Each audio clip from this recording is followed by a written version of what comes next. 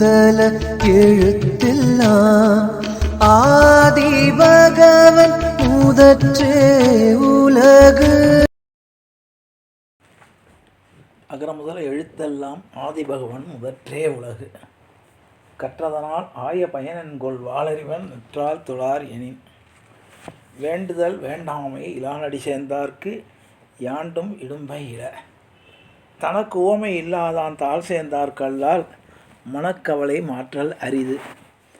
அறவாழி அந்தணன் தாழ் சேர்ந்தார்கல்லால் பிறவாழி நீத்தல் அரிது. பிறவி பெருங்கடல் நீந்துவர் நீந்தார் இறைவன் அடி சேராதார். நன்னெறி காட்டிய தெய்வப்புலவர் திருவள்ளுவருடைய அமுதத்திலே பொருட்பாலிலே அங்கவியல் என்னும் தொகுதியில் 95வது அதிகாரம் மருந்து. நான் ஏற்கனவே கூறியது போல் 91வது அதிகாரம் முதல் தனி ஒருவனுக்காக ஒவ்வொரு உரையை நோக்கி ஒரு சமுதாயத்துக்கு கருத்தை சொன்ன வள்ளுவ பெருந்தகை தனியொரு மனிதனாக ஒவ்வொருவருக்கும் சொல்ல வேண்டிய கருத்துக்களை வரக்கூடிய 18 அதிகாரங்களிலே விளக்குகிறார் என்ற வகையிலே மருந்து என்ற ஒரு அதிகாரத்திலே நமக்கு என்ன அறிவுரை கூறுகிறார் என்பதை காண்போம். மிகினும் குறையினும் நோய் செய்யும் நூலோர் வழிமுதலா எண்ணிய 3.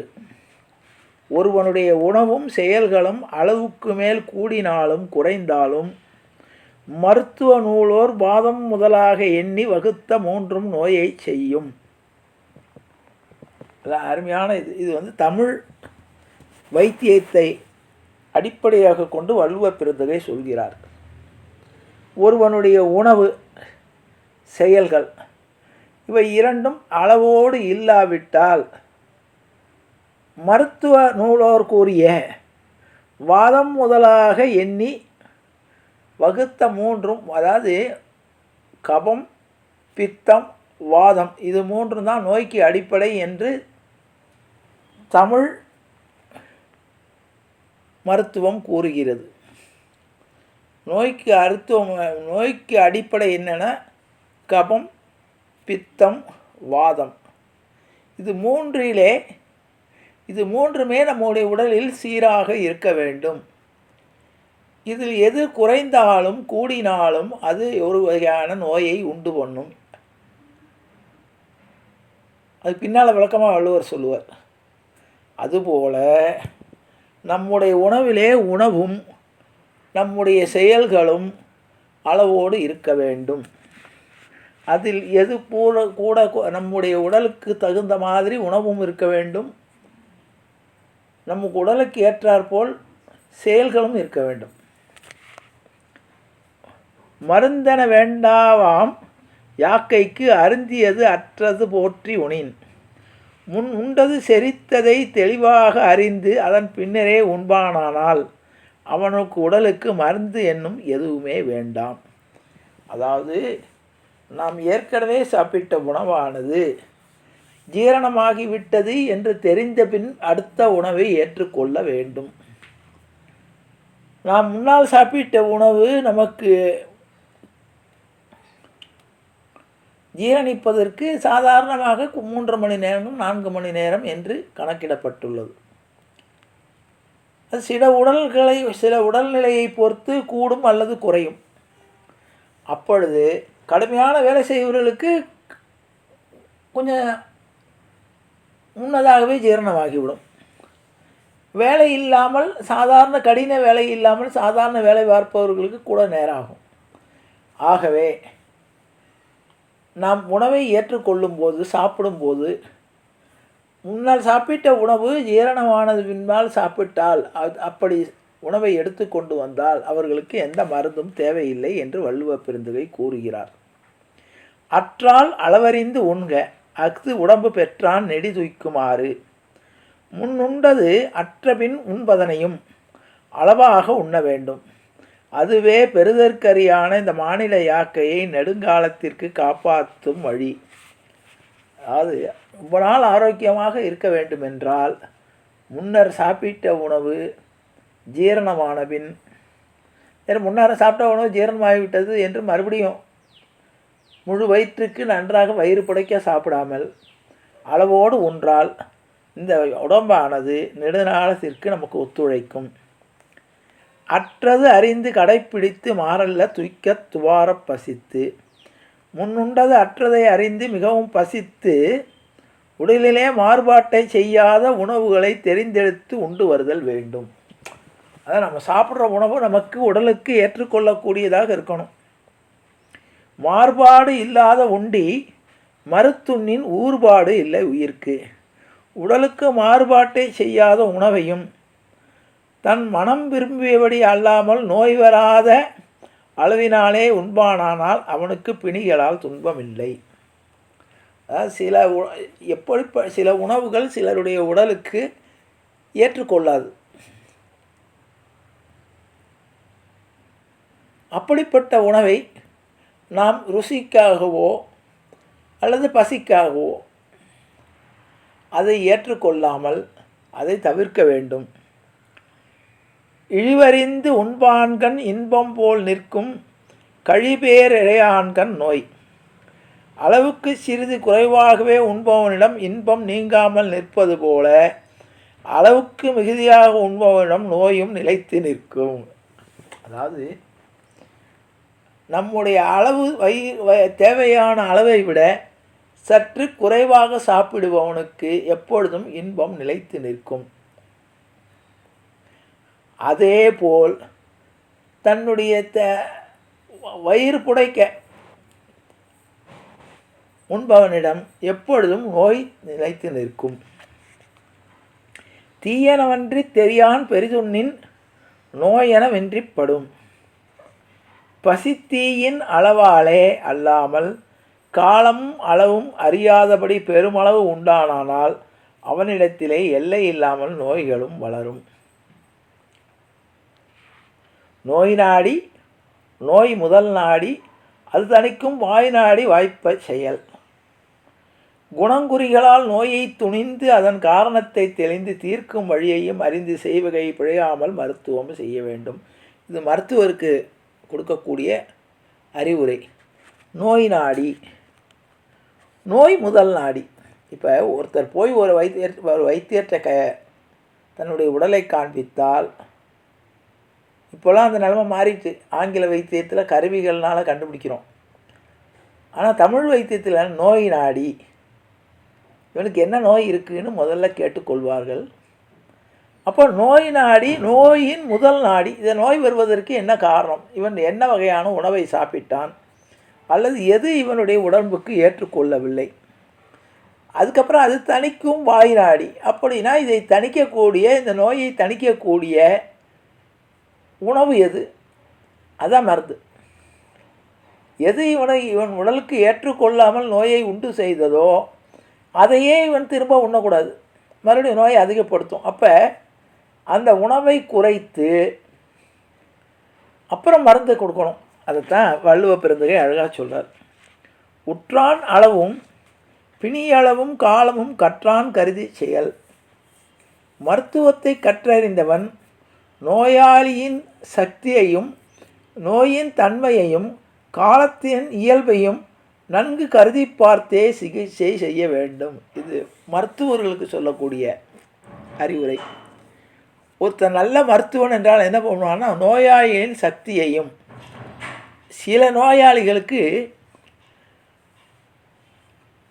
சீக்கிரம் குணமடையணுங்கிறதுக்காக அதிக சக்தியுள்ள மருத்துவத்தை செயல்படுத்தக்கூடாது, அது எதிர்வினையை ஏற்படுத்தும். அடுத்து நோயின் தன்மை, நோயுடைய கொடூரத்தை பொறுத்து மருந்தை அளவாக பயன்படுத்தணும். நோயை குணப்படுத்தணுங்கிறதுக்காக சக்தி வாய்ந்த மருந்தை கொடுத்தால் அது வேறு விளைவுகளை ஏற்படுத்தணும். அடுத்தது காலத்தின் இயல்பையும், இந்த காலத்தில் இந்த மருந்தை கொடுத்தால் அது சரியாக வேலை செய்யும் என்பதையும், இந்த 3 நிலைகளையும் மருத்துவரானவர் நன்றாக உணர்ந்து மருத்துவம் செய்ய வேண்டும். உற்றவன் தீர்ப்பான் மருந்துழை செவ்வான் என்று அப்பாற்கூற்றே மருந்து. பிணிக்கு மருந்தாவது பிணியுற்றவன் அதனை தீர்க்கும் மருந்துவன் அவனுக்கு உதவும் மருந்துகள் அதனை இயற்றுபவன் என்னும் 4 பாகுபாடு உடையதாகும். ஒருவனுடைய நோய் குணமாகணும்னா 4 காரணங்களை சொல்கிறார். முதல்ல பிணிக்கு மருந்தாவது என்ன மருந்துனா, பிணியுற்றவன் அதாவது வியாதியாக இருக்கிறவன் முதல்ல நம்பிக்கை இருக்கணும். அவனுக்கு என்ன இருக்குன்னா, இந்த நோயிலேருந்து நான் மீண்டு விட முடியுங்கிற நம்பிக்கை வரணும். அடுத்தது அதனை தீர்க்கும் மருத்துவன், அந்த மருத்துவன் மேலே அடுத்த நம்பிக்கை வரணும். அடுத்தது அவன் கொடுக்கக்கூடிய மருந்துகள் மீது நம்பிக்கை வேணும். அடுத்தது அந்த மருந்தை இயற்றுபவன் மீது நம்பிக்கை இருக்கணும். இந்த 4 வகையான நம்பிக்கையின் அடிப்படையில் தான் நோய் குணமாகும் என்று வள்ளுவ பெருந்தகை அழகாக விளக்குகிறார். சரி, இதில் உண்ணுதலை பற்றி அருமையாக சொல்லுவார். இதில் அவ்வை பிராட்டி சொல்லுவா, விருந்தும் மருந்தும் 3 நாள் அப்படின்பா. விருந்தும் மருந்தும் 3 நாள்னால் இதுக்கு என்ன அர்த்தம்னா, ஒருவன் ஒரு விருந்தினனாக ஒரு வீட்டுக்கு சென்றால் 3 நாட்கள் அவனுக்கு நல்ல உபச்சாரம் நடக்கும். முதல் நாள் விழுந்து விழுந்து கவனிப்பாங்க, 2வது நாள் கொஞ்சம் குறையும், 3வது நாள் குறையும். அந்த 4வது நாளானவன் அந்த விருந்தை தொடர்ந்தானால், விருந்தினராக அவன் 4வது நாளாகவும் தொடர்ந்தானால் அவனுக்கும் மனக்கசப்பு ஏற்படும், உபசரிப்பவர்களுக்கும் மனக்கசப்பு ஏற்படும். அதே மாதிரி மருந்து, ஒருவன் நோயுற்றானால் அந்த காலத்தில் அவ்வளோ தெளிவாக சொல்லியிருக்காங்க, 3 நாட்களுக்குள் அந்த நோயை குணப்படுத்தக்கூடிய அளவுக்கு மருந்துடைய வீரியம், மருத்துவனுடைய ஆய்வு, பிணியுற்றவனுடைய ஆதரவு, இது 3 இருக்கணும். அதாவது நோய்வாய்ப்பட்டவன் தன்னுடைய நாக்கை அடக்கி கொண்டு சேர்க்கக்கூடாத விஷயங்களை தவிர்த்து மருந்தை சந்தோஷமாக ஏற்றுக்கணும். அதாவது வேண்டாம் வெறுப்பாக அந்த மருந்தை சாப்பிட்டா கசக்கிறது அல்லது தன்னுடைய இது இல்லாமல் அப்போ ஏற்றுக்கொள்ள வேண்டும். அடுத்தது மருத்துவன்பால் நம்பிக்கை. அதுக்காகத்தான் இந்த மருந்து ஏன் 3 நாள், விருந்தும் மருந்து 3 நாள்னு ஏன் சொன்னான்னா, அந்த 3 நாளில் ஒரு நோயை குணப்படுத்த முடியவில்லை என்றால் அவன் நிரந்தர நோயாளியாக நடமாடுவான். அப்போ அவனுக்கு வாழ்க்கையில் வெறுப்பு ஏற்பட்டுவிடும் என்பதை அதற்காக தான் குறிப்பாக சொன்னார்கள், விருந்தும் மருந்தும் 3 நாள்னு.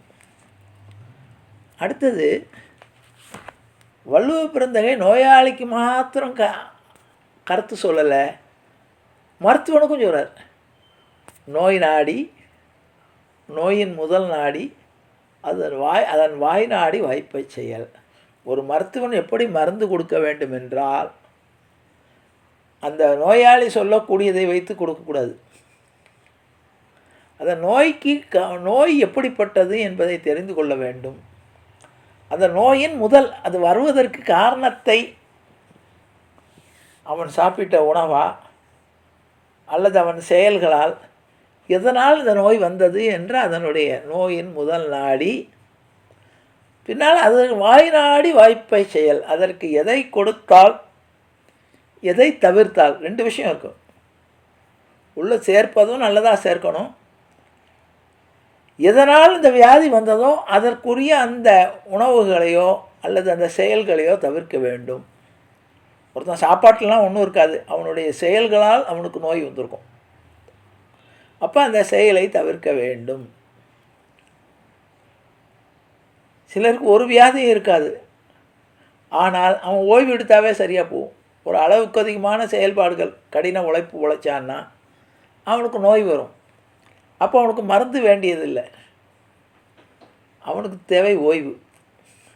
அந்த ஓய்வே அவனுக்கு மருந்தாயிடும். இப்போ இதை கண்டுபிடிக்கக்கூடிய ஒரு திறமை மருத்துவனுக்கு வேணும். அதான் மருத்துவனுக்கு சொல்கிறது, நோய் நாடி நோயின் முதல் நாடி அதன் வாய் நாடி வாய்ப்பை செயல். அப்போ ஒரு நோயை குணப்படுத்தணும்னா எப்படி இருக்க வேண்டும்? ராமாயணத்தில் இதுக்கு உதாரணம் இருக்கனா இருக்குது. நமக்கு எல்லாருமே மயக்கம் போட்டு விழுந்துடுறாங்க. சஞ்சீவி பர்வதத்தை எடுத்து கொண்டு வர வேண்டியதாக இருக்கிறது. ஆஞ்சநேயர் போய் சஞ்சீவி பர்வதத்தை எடுத்து வந்து எல்லோருக்கும் உயிர் கொடுக்கிறார். சஞ்சீவி மலை என்பதை சொல்லும்போது கம்பன் சொல்கிறான் மருந்து மலை என்றே சொல்கிறான். நம்ம நாட்டில் நம்முடைய மலைகளெல்லாம் மூலிகையால் ஆன மலை. இமயமலை பல சித்தர்களும் யோகிகளும் அங்கே இருக்கார்கள். உணவே இல்லாமல் கூட இருக்காங்க அங்கே உள்ள மூலிகைகளை உட்கொண்டு. இன்றைக்கும் மேற்கு தொடர்ச்சி மலையில் குற்றாலத்தில் போனால் அங்கே குளித்தால் மூளைக்கு குளிர்ச்சி வரைக்கும் குற்றால நீர் தலையில் விழுந்தால் மூளை சூடாக இருந்தால் குளிர்வடையும் என்று சொல்லுகிறார்கள். இப்போ அதற்குண்டான மூலிகைகள் அந்த அருவியால் இழுத்து வரப்பட்டு அது கிடைக்கிறது. நம்முடைய இந்தியாவில் அது ஒரு சிறப்பு. நமக்கு பாரதத்தில் உள்ள ஒரு சிறப்பு என்னன்னு கேட்டால், பாரத நாட்டில் இல்லாத மருந்தே கிடையாது. நம்ம மேல்நாட்டு வைத்தியத்துக்கு அடிமையாகிவிட்டு நிரந்தர நோயாளியாக இருக்கோம்.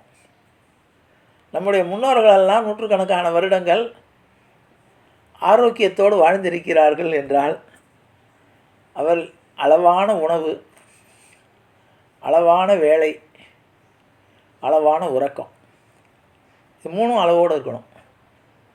உணவு வயிறு நிறைய சாப்பிடக்கூடாது, ரொம்ப குறைவாகவும் சாப்பிடக்கூடாது. அப்படிப்பட்ட அளவு அது ஒவ்வொருத்தருக்கும் தகுந்த மாதிரி மாறுபடும். அடுத்தது வேலை. இரவு பகலாக நான் வேலை பார்த்தேன், கஷ்டப்பட்டேன், அது நோயை வரவழைச்சிடும். அப்போ அளவான பணி, அளவான வேலை. சரி, எனக்கு வேலையே இல்லை, அதிகப்படியாக ஓய்வு எடுக்கிறேன், அதுவும் கெடுதல். அப்போ அளவான உணவு, அளவான ஓய்வு அல்லது உறக்கம், அளவான வேலை, இது மூணும் ஒரு மனிதனை ஆரோக்கியமாக வைத்திருக்கும். இது நம்முடைய தமிழர்களுடைய சிறப்பு. இந்திய பண்பாடும் அப்படி தான். எங்கேயுமே நம்முடைய இந்திய புராதன நூல்களில் அளவுக்கு அதிகமாக எதையுமே வைத்து கொள்ள வேண்டாம், எதையும் அளவோடு வைத்து கொள்ளுங்கள் என்பதை நமக்கு பல்வேறு காவியங்கள் காட்டினாலும் வள்ளுவ பெருந்தகை அதை எதையும் அளவோடு செய்தலே ஒரு அருமருந்தாகும் என்று காட்டுகிறான் என்பதை கூறி நிறைவு செய்கிறேன். ஜானகி காந்த ஸ்மரணே. ஜெய ஜெய ராமராம். சத்குரு மகாராஜ் கி ஜெய. ஆஞ்சநேய மூர்த்தி கி ஜெய. அறியாத பிள்ளைகளோம் அன்பினால் உந்தன்னை சிறுபேரழைத்தனும் சீறி அல்லாத இறைவா நீதாராய் பறையேலோர் அம்பாபாய் தைக்கும் ஏழேல் பிறவிக்கும் உந்தன்னோடு உற்றோமே யாவோம் உனக்கே நாம் ஆட்செய்வோம். மற்ற நம் காமங்கள் மற்றையோர் அம்பாவை செங்கன் திருமுகத்து செல்வத் திருமாலால் எங்கும் திருவருள் பெற்று இன்புருவரம்பாவாய். ஹரே ராம ஹரே ராம ராம ராம ஹரே ஹரே ஹரே கிருஷ்ண கிருஷ்ண கிருஷ்ண ஹரே ஹரே. கோவிந்த நாம சங்கீர்த்தனம் கோவிந்தா ஹரி கோவிந்தா.